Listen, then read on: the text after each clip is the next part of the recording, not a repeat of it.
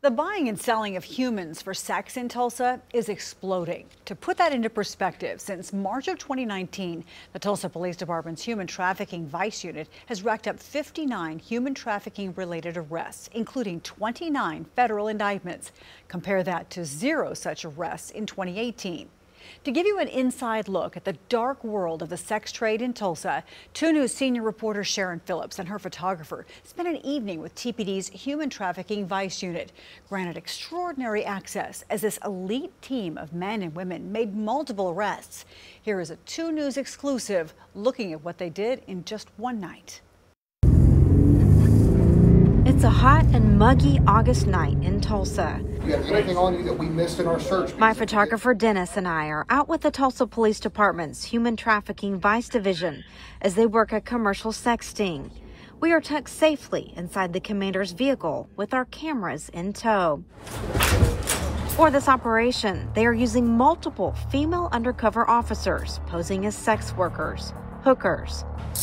The goal: to make as many arrests as they can of people soliciting for or engaging in prostitution.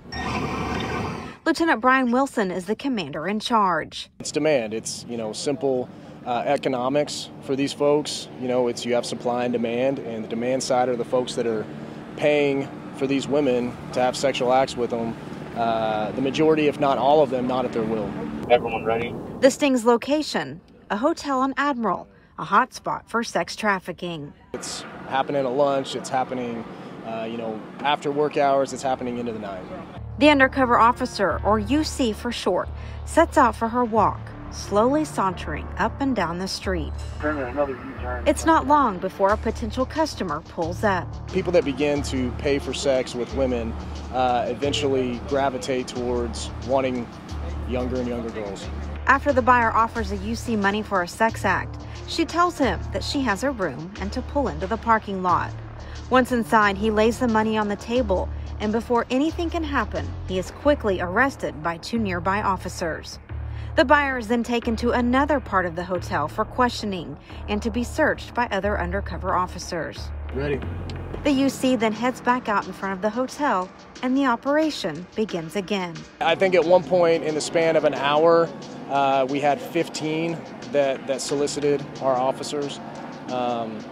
It's pretty shocking. It was one after another after another.